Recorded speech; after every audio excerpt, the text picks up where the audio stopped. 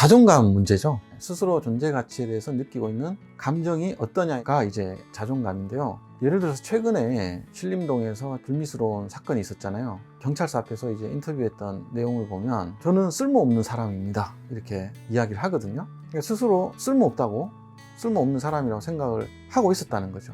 자존감이 낮은 상태에 있었고, 그것이 결국은 본인의 어떤 분노의 감정과 합쳐져서 이제 사회적인 문제도 발생시켰죠.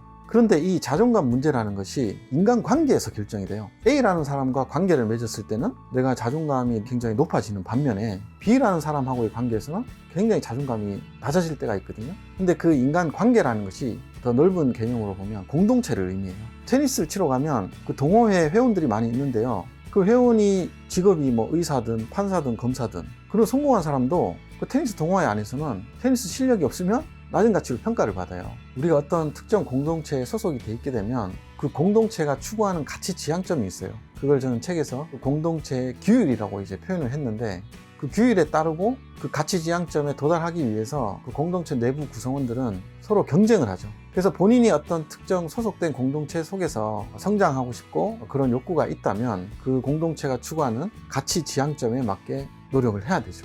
본인이 어떤 특정 공동체 안에서 자존감이 낮고 괴로움을 느끼고 있다면 공동체를 바꿔보는 것도 좋은 방법이 될 수 있다는 거죠.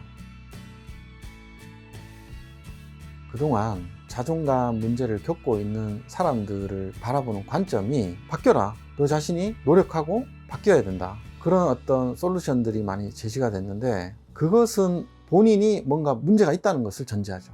문제가 있는 게 아닐 수 있다.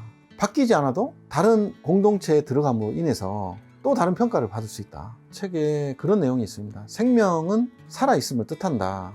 이 살아있다는 게 다르게 반응을 한다는 것이거든요. 어떠한 자극에 대해서 다르게 반응하는 것은 생명만이 지니고 있는 특권이라는 것이에요. 그렇게 다르게 반응하는 것이 오히려 더 가치가 있는 것이죠. 생명의 가치는 다르게 반응할 수 있다는 것, 거기에 있는 것이죠. 그래서 우리 각자는 굉장히 다르게 살아가죠. 다른 모양으로 살아가고 다른 특성들을 지니고 있는데요. 그것을 부정적으로 볼 필요가 없다는 거예요.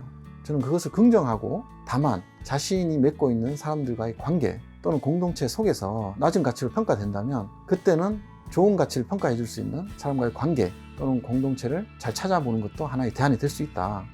우리가 지니고 있는 이 본질적 가치에 대해서는 망각해서는 안 된다는 거죠.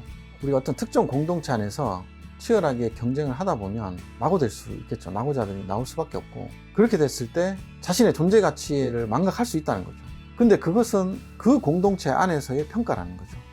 예를 들어서 부모와 자식 간의 관계, 그 자녀는 밖에 다른 공동체 안에서는 가치 저평가를 받을지 모르지만 그 가정 공동체 안에서는 누구보다 귀한 존재 가치를 지니고 있거든요.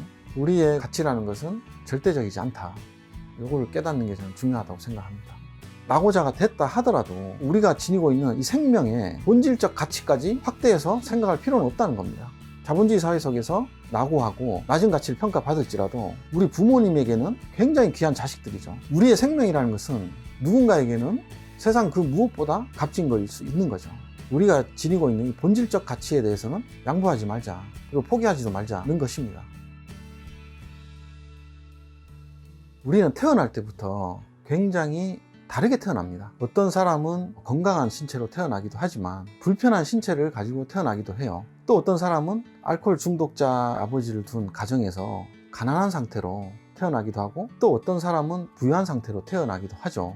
대한민국이라는 큰 공동체의 가치 지향점을 본다면 자본을 많이 가진 사람이 높은 평가를 받게끔 돼 있습니다. 태어날 때부터 자본을 많이 갖고 태어난 사람, 또는 자본을 획득하기에 유리한 신체 조건, 우수한 지능, 이런 걸 갖고 태어난 사람들이 이 공동체 안에서 높은 자존감을 유지하며 살아갈 확률이 높죠. 그렇게 본다면 우리는 태어날 때 이미 굉장히 불공평하게 태어났다는 거죠. 출발선이 다르다는 겁니다. 똑같은 위치에서 달리기 시합을 하는 것이 아니라 각자 다른 위치에서 달리기 시합을 하게 된다는 것이죠. 근데 이거 다 우리가 선택했습니까? 우리가 선택한 것이 아니죠. 우리가 선택하지 않은 걸 가지고 우리 스스로 무너질 필요가 없다는 거죠. 근데 지금 우리는 우리가 선택하지 않은 사실을 가지고 사회적으로 굉장히 냉혹하게 평가를 받고 우리 스스로도 무너지고 있다는 것이죠. 우리가 지니고 있는 이 생명에 대한 본질적 가치는 절대로 양보해서는 안 된다. 그 이야기를 하고 싶었던 거죠.